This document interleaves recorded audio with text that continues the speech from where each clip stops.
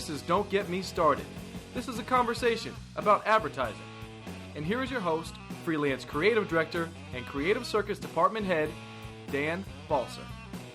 Yes, welcome back to another episode of the podcast. Thank you, first of all, for listening. I appreciate the decade plus that you've spent with me listening to these conversations. And sometimes these are conversations that I kind of have a sense of how they're going to go. And I'll be honest with you, sometimes the ones where I have a sense of how they're going to go don't go that way. They don't work out. Like sometimes when I meet with a friend, I think it's going to be easy, it's going to be fun, and it's not that interesting. Sometimes just listening to two people talk, it's not that interesting. Sometimes it's more interesting to kind of discover new ground together. And I'm hoping that this is one of those latter of the category where this is someone who Deacon and I don't think we've ever met, although we covered our bases by saying good to see you again. There's a familiarity, but I'm not 100% sure. It's not just that we are of the same era and musical taste, evidently, we just discovered. But this is a little bit flying into a bank of fog for the two of us. There's a little bit of we don't know what's going to happen. Deacon, as you know, is a co-founder and chief creative officer at Walrus in New York. Awesome neighborhood they work in, right near Union Square. Oh my God. I haven't visited. I cannot wait to get up there to visit. Prior to that, he spent 9.5 years at Mad Dogs and Englishmen. These are two great agencies. Let me tell you, Mad Dogs in the 90s. I don't know how I can draw a correlation to what it would be today, but it was a boutique shop that did edgy, humorous, smart work that a lot of people wanted to work at, and it was never too big, but it was always very relevant. And graduated from Syracuse University. I think that you're the second or third recent guest to the show from Syracuse University, and I just want to welcome you to your first visit to the Creative Circus. It's really great to see you, and thanks for coming over to do this. Yeah, thanks for having me. So, what are you in town shooting? Can you talk about it? We are shooting some TV spots for Magnesium. For Magnesium, yeah, which is a really weird type of product to be advertising, but it's actually a pretty cool thing. The brand is called Slow Mag. Okay. And the people that it's for. So you might know this when you sort of get into your 40s. You know how you can randomly hurt yourself just kind of like sleeping. Yeah. This is kind of ridiculous that that's true. Yeah. I mean, listeners are like, ha, ha, ha. No, that's actually does happen. Yeah. Get out of bed and like something just started hurting. You're like, wow, my arm now suddenly is throbbing and I can't figure out what that is. Yep. So this is kind of magnesium deficiency may be the reason that some of that stuff's happening. Where did I just see magnesium? God, this is driving me nuts. I just saw it referenced on a show or something. Yeah, it's the new vitamin C. Right. The new, okay. Yeah. So you're shooting spots for magnesium, for a branded magnesium. Yep. Mm-hmm. What's the brand again? It's called Slow Mag. Slow Mag. This show is brought to you by Slow Mag. Yeah, it's totally random, but actually the works. It's really funny, and it's all about it's about just feats of middle age. Wow. All right. So speaking of funny, one of the things I wanted to start talking with you about is the philosophy of Walrus, your advertising philosophy, sort of the brand itself. What do you think advertising's role is, and philosophically, how do you approach solving client problems? And let's start with that, because the second part of that question is was that informed from Mad Dog? Has always been who you are? But let's start with like sort of Walrus's philosophy. What our philosophy is. Well, so our mission is to change the way the world feels about advertising. So the baseline of that is the world does not like it. No, that's right. Yeah. I think that's a safe assumption. Yeah, and but there's kind of as we all know, there are those few things out there that people really do love, and it drives them to get into the business, and it makes them buy things, and it makes them love brands, and if you're able to make something like that, some work that kind of touches people in that way, it's incredibly. There are all sorts of positives, and brands are super successful because of it. So we really try hard to make sure that our work is kind of ticking those boxes. Both, I think on the client side, right, making sure that we're doing what's right for them, but also keeping an eye out for the poor suckers on the other end of it that have to watch it. Sure, of course. So is that something that, as a copywriter, are you still working as a copywriter? Not really. Okay, but the last time you did, let's just say, or when you're looking at work or considering work, is that something that you're sort of thinking about? Is this good enough for people to care about? Is that something that sort of is top of mind? Yeah, I mean, I think it's maybe not quite that deep, but it's more like if I encountered this in the real world, would I hate them for doing it or not? Right. No, that's a good litmus test. So how have you adjusted to no longer doing the work? I mean, is that something you were? How did that come to? How did it sit with you, and how did you adjust to that? Well, it's weird. I mean, back when I was in the ranks, it always used to sort of bother me when the creative directors would pop in and sort of throw some ideas in the mix and ultimately sell them. And I always sort of said to myself that I was never going to do that to my people, just because they're, it's not really fair, because you can just put whatever you want in there, and it doesn't have to go through anybody. And sometimes those ideas are bad. There's also no one there that'll necessarily tell you that it stinks. Oh God, that's a good point. So that's kind of the reason. Sometimes I'll take something really horrible and work on it. That's kind of the one side I'll say is, if we've got some things and I feel like there's opportunities there and people internally are like, I don't want to work on that. Right, a horrible project, you mean? Yeah. It just seems like it stinks. Like emails and things like that, which I'm like, all right, I'll do it. Yeah. Do you like it? Yeah, I totally do. Yeah. It's funny because when you got here, we were talking about my job around the corner from you at Anderson and Lemke, and you said, what did you work on? And I said, well, it was all business to business stuff.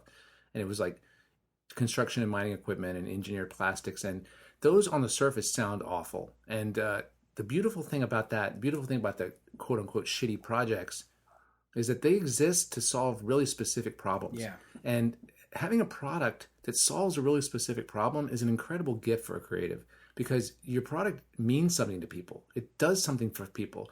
So then it allows you to tell really fun stories or do really good creative on it, because you don't have to make up something that you're not duping anybody. Right. Yeah, and there's something specific that you want to say often. The briefs are usually really good on things like this magnesium, it's kind of like, it does something. There's something we have to say. It does something. I think a lot of people love working on Snickers and vodka, and God bless them, because I love good commercials. I love Most Interesting Man in the World, You're Not Yourself When You're Hungry. Those are great.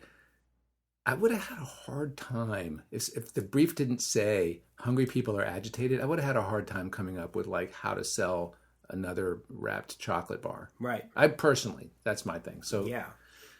Back to the second half of the first question, was there stuff from Mad Dogs that informed this sort of necessity to entertain, necessity to give something back to the viewer? Because the work on the Walrus site, to me, all is overtly aware that someone has to watch it. You know what I mean? So it's overtly aware that we can't just sit there and bore them. We have to attempt an entertainment to it. Yeah. So is that something that you picked up throughout the career? Is that something that you kind of had at the beginning of your career? Does the question make sense? No, that was the Mad Dogs thing, and I think it was because it was run by Brits, and so the whole ethos was, if you're going to crash the party, you better be entertaining, or you're going to be asked to leave. Right.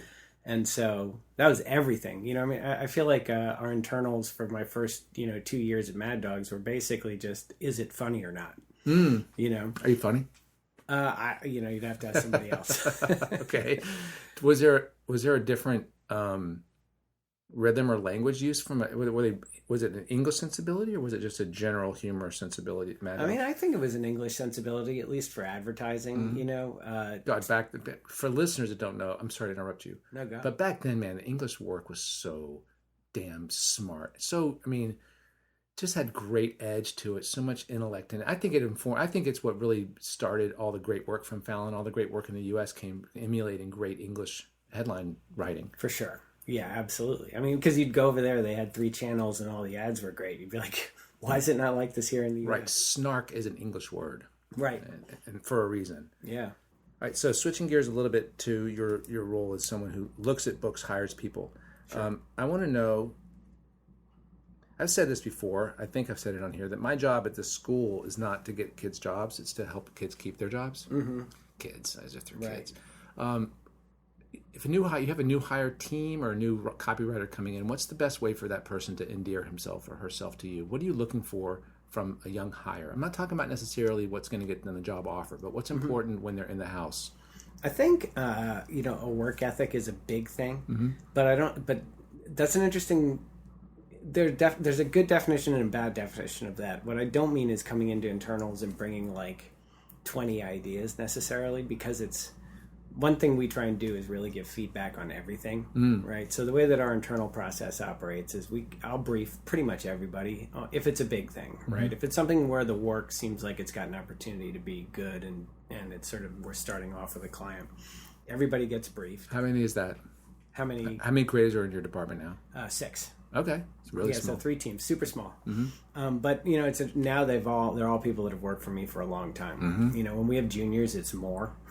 You know, it's kind of like 3 junior teams for 1 kind of senior team is sort of the way I look at it. So we can be more, but right now that's kind of the way that it operates. So, you know, we'll brief everyone, and that's a good thing if you're a junior, because you get to also, when you're there in the internals, you get to see what everyone's doing. Yeah, that's cool. Right. It's a group review. Yeah, it's a group review, and you have to stand up, show the whole thing. You know, when we have room, we put it all up on the wall so people can kind of take a look at it.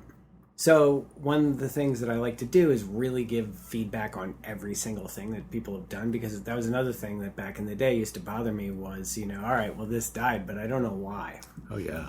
You know, and sometimes that's hard feedback to give, because you're just like, there's nothing technically wrong with this, but I'm not feeling it, you know. So that's a tough one. That's a tough one, because I've been there on both sides of that one too. And it's like, and then you sort of have to default to subjective, and so it's sort of like, but it's hard for a creative team to hear that, but your work has to be loved in order to get sold, in order to happen. Right. Yeah. So, I mean, like, I hate that feedback, but like in an agency at school, I can't get away with it. I cannot get it. At some point I can say, well, just subjectively, I don't like it. Or subjectively, this one is making me feel something more. But like in an agency, that's even more important, because like if we're not all behind it, it's gonna have roadblock after roadblock. Right. And sometimes I'll just say it's boring, which probably is the ultimate kind of reality on that. You know, it's like, it's just... I can't imagine, though, that a creative team that presents something that's kind of boring doesn't already know it's kind of boring. I mean, that's not a shock at that moment, probably. Agreed. I don't get that much pushback from it. But on other stuff, you know, and especially with juniors, you know, a lot of it is clarity and just, does this make any sense? And, you know, my job is to just kind of be that person that hasn't seen it before, you know, and be like... Absolutely. So the thing is that if we're doing that, you can't bring 50 pieces, you know, because it's too much. It just tires the whole room out, because we've got to listen to everybody's presentation. And then I'm cataloging everything that you've said so I can give feedback back. And there just comes a point where it's too much, you know. It's fascinating, because the last conversation, I think the order of these podcasts will be in the order they were recorded, but the last conversation I had was with a team from Barrett SF. And they present 20 things, and they'll go to the client with 8 campaigns. I'm like, that's just anathema to everything that... I remember Gary Goldsmith? Yeah. Gary Goldsmith was famous for, we're taking one. Yeah. One. Mm-hmm. This is the campaign, buy it or not. Yeah. And Jamie Barrett will go in. They'll go in with 6, 7, 8 campaigns to the client. At what point does do the ingredients just start seeming like soup to them? Yeah. When can they start separating out, like, I like the carrots, but now it's all just soup? Yeah. I don't know. I don't know if there's an answer to it. So I think what you're saying makes a lot of sense too. Try to, you know, do a little bit of self-editing before you get to the internal. Right. So for a junior team, you're looking for work ethic, and you're looking for clarity, or you're looking for what's important? So I guess what I mean is sort of, okay, so I've told you this. You've seen what everyone else did. It's kind of like from the first to the second internal, what happens. Right, that's great. Right? Mm-hmm. That's the big kind of litmus test for junior teams. That's a huge one, too, because I see it where great idea, terrible expression of it. Right. And now the job is to figure out the craft part of it. And that's a huge one. Yeah. And, you know, for writers, it's often kind of like, I know what you're trying to say here because I know the brief, right? But for you, you've got to figure out how to end this, you know, how to tie it up. And for art directors, it's like, you know, there's a certain hierarchy that needs to happen here that's not really working. So yeah, that's a big thing. You know, can you kind of fix it? And do you even understand what we're talking about when we're telling you to fix it too? Because sometimes it's tricky. Right. And so what you're talking about is ultimately the answer that I hear all the time, which is like, your job is to make my job easier. Right. Yeah. I mean, that's the job of a young hire. What about you? What personal trait do you think throughout your career has been most advantageous for you as a creative and a leader now? I think probably just wanting to go in there and take a flyer on things, you know? I mean, when you look at agencies, I think that every creative department, to a degree of most agencies, can solve briefs in the same way. You know, I mean, I think there's some, out on the fringes, there may be some people that are a little bit more amazing, you know, and there may be some people that are a little bit worse. But if given time, I think that, you know, most agencies will sort of arrive at the same things. And you see this sometimes when you see like pitch work, you know, you get to see like other agencies work and it's like, oh my God, it's so similar to ours, you know? And so for me, I think what it comes down to is your agency willing to show some of that stuff that's out on the edge a little bit and really get behind it and possibly be willing to sort of, you know, make the client uneasy, you know, in order to get it out there in the world. So for me, I kind of like doing that. I don't feel, when we're showing work that I'm like, I don't want them to buy that at all, but we're doing it to be safe, then I know we're in a bad place, you know? That's really interesting. I think that's something that the listeners might not be aware of, because I completely agree with you. I think that 90% of the ad agencies that have, the lights are on in those ad agencies, have really talented people coming up with really good ideas. And what separates the ones that you know about from the ones that you never hear about are whether they can get behind what you call the fringe work, the ones pushing a little bit of the edge, and whether they have clients that trust them enough to actually make that work. And there's so many friggin' moving parts and so many contexts that students or young creatives don't understand. And I don't mean that with any disrespect at all to them, because I didn't understand the fact that, like, you're presenting to a person often who, if they take the weird stuff, they may lose their job. Right. And we don't think about that someone else in another building at some other company may lose their job. And, you know, okay, so what? So that means we shouldn't present it? It's like, oh, that doesn't mean you shouldn't present it, but you shouldn't expect it to get sold just because it's great. Right. And, you know, these are oftentimes people that never sat in a creative class, never learned how to ideate, never created anything creative, don't understand how people actually internalize and experience creative, because they're not in a meeting deciding things, right? Most people. So I just think that if I had known those things, I think I would have been a lot more patient as a junior. You know what I mean? Yeah. Like, I would have been like, can we get behind this one? Can we try this one? But I worked at agencies early on where, oh yeah, we'll show them that one, but we got to make sure we show them this other one. Right. And it's like, well, they're going to buy this other one 100% of the time. They're going to buy the one that they were expecting to see. So do you ever fall in the trap where it's like, this is a question, have you ever, as an agency founder, been like, crap, if we lose this business, we've got to get something sold more than we've got to get something sold that we love? Has that ever happened? It happens, you know, on an hourly basis. Yeah, I mean, do you have the conversation with a client? It's like, can we try something edgy? I mean, like, is that a conversation that you have internally before you go to the client? How does that work? No, I mean, we try and get them as set up as possible for what we're about to show them. You know, I mean, and they've seen, you know, part of our website is a little crazy. It's got a talking Walrus. It's a lot crazy. That's weird. So, you know, by the time they get to us in a room, that, you know, they're not expecting the safest stuff they've ever seen. You know. But I mean, we've worked with people like Pfizer, you know what I mean? And well, the thing about people like Pfizer, right, is that they're people who are also want to do good ads. And like I talked about our business to business stuff, you know, Dow Plastics. These guys like to run weird stuff. Yeah, they like to approve work that was going against the category. Yeah, I actually think that the best clients out there, and this may also seem counterintuitive, are the ones that have been doing it for a really long time and have kind of like learn the rules and are now dying to break them. You mean clients the people or clients the companies? Clients, well, both, right? So, I mean, it's often the people, you know, so General Mills, we've done a couple of pretty fun things for those guys. Toast cereal. Tiny Toast. We did something for Muddy Buddies, which is like a puppy chat thing. I've never heard of that. What is it?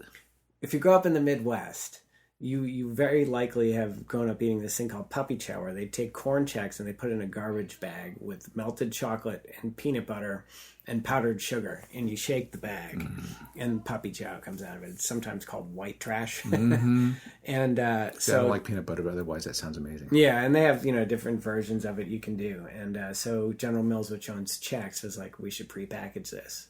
So that's what, and puppy chow obviously is puppy chow, so it's called Muddy Buddies. You know. But and the ads leverage that there's just stuff is just ugly. Yeah, because it's weird hilarious. looking. Yeah, and the whole campaign's about how weird looking it is. Yeah. But the voiceover is talking about how awesome it is too. Right. I mean, just saying what's in it, people are like, "What? It sounds really good." Yeah. But the whole campaign the print ad has a paper bag over it. And I love the digital one. It looks like the digital one where like the little alerts pop up over it to kind of cover it up. Yeah, it's really fun. Yeah, and that one's one that they were. So that's funny stuff. But the client who's been at General Mills forever. Realizes what the regular advertising does. That's great. Because they've run a ton of it. Mm-hmm. And I think that's, very different than if you get a startup, some person who's doing advertising for the first time, who you would think would be really sort of entrepreneurial and wanting to make exciting work. Those guys just want to make things that look like ads. That's right. Yeah, that's exactly right. They're going to do ads now. Yeah. That's a really good point. This more senior clients. So what are you excited about? You're excited about the stuff for Magnesium. Right now thinking about the agency in its state 2018, what's giving you hope and excitement? Well, we have a new media guy. So we brought media in-house, which was something that we've been sort of threatening to do for... What the heck is media in 2018? It's something that you need in-house. There you go. Okay. It kind of depends on who a client's got relationships with, right? Mm-hmm. But, there's kind of, they're generally, for the most part, the big guys that we work with have some sort of holding company media firm that buys all of their media. And they often those companies have been squeezed by the client, they kind of, so a lot of the stuff that we work on, is getting kind of the 1 hour worth of the B team because, it's not the big sort of... Right. Even though it's a $10 million launch or whatever, that's not the $100 million that most of those guys are working on. Because a lot of your work seems like it's there's some activation, some experience stuff. There's some sort of non-traditional work. It's like it doesn't seem like it's media driven first. Like the creative team doesn't get a brief, the media attached to it. No, and that's part of the reason that we like to have it. Yeah, because to me it's the idea first, and then how does it sort of activate across channels, and also once it's out there, what are you doing about it? Because there's things you can find, even if you're not tracking clicks, which we don't. I mean, we do it, but not as a metric we think is a metric of success. Well, for example, like you guys did this really cool thing. I'm repeating it back for the listeners. It was Smith and Walensky, where you took the first name, you changed it to just the signage and everything changed to some regular person's name. Yeah. Right? There'd been like Webster and Walensky or whatever for you. And what you're, I think, talking about is once this thing happens, what do we do with that experience to kind of, sort of push it out and let people know about it? And that's where it gets kind of tricky. You do need someone to kind of help you solve that kind of stuff, I guess, right? Yeah, and you need to be able to sort of get all your metrics together and, just having it all in one place. So for this Magnesium, I'm just talking about this because we're doing it right now, but we were up recording some, Spotify radio yesterday or last week. And there was some question that came up is like, well, this is coming out as 17 seconds. What's Spotify like with that? Right. So we call him and he's like, actually, they don't care. That's awesome. And so we're like, all right, well, there we go. That's a real world thing. So students will write a spot that's 17 seconds and say, put it on Spotify. Yeah. And the teachers are like, no, you have to make it 30. Spotify. Put it on YouTube. It's pre-roll, whatever. Yeah. And that's true. Yeah. That's pretty great. Yeah, but it's also if it was, some X media company up in Midtown, Clear Channel. Yeah, right. We're not getting that answer. And he would have been able to change the buy for us too. So, it helps creative. That's really cool. So graduated from Syracuse. Yeah. Knowing what you know now, if you could go back to the day you graduated from Syracuse, what would you whisper in young Deacon's ear? You look pretty young right now. But thanks. This guy's got a head of hair on him. I'm really envious of the hair. Yeah, it's my only feeture. I'm also extremely pale. It's fine. I knew you were going to ask me this question, and I kind of have done what I wanted to do. To be completely honest, I know that's weird, but like Mad Dogs, when I started, would not hire me. I don't know if this is on our site, but I worked there for free for a year. Oh, God, wow. Yeah, I lived with my parents and commuted in. Where's that? Outside Connecticut. Okay, yeah, not easy. No, and, so I did that, 365 plus days. Wow. And, because I wanted to work there. I was like, that's the place, And then when I got there, I sort of saw that's unethical. Just FYI. I know That's we don't cool. do that. No, that's not cool. But that place was, Okay, no, I know you. I know. I said that. Yeah, I said it. Yeah, no, I mean it was, All right, so you went. People do that. I bet people would work at Wyden for a year for free. Yeah, I don't like it, and I don't like the fact. And this is a whole other conversation. I don't like how things started off with these sort of unpaid internships, and then they were like kind of minimum wage internships. And now I heard last week that students are telling me that without an internship on the resume, they can't even get a job. It's like you're paying all this money to go to an ad school where you're basically trained to do the job on day one. What risk is it to just hire a kid for very little and say, in 6 months, we're going to let you go if it's not working out? That's not that big a risk. Just take them, pay them what they're worth, because you've already got them trained for free. Yeah.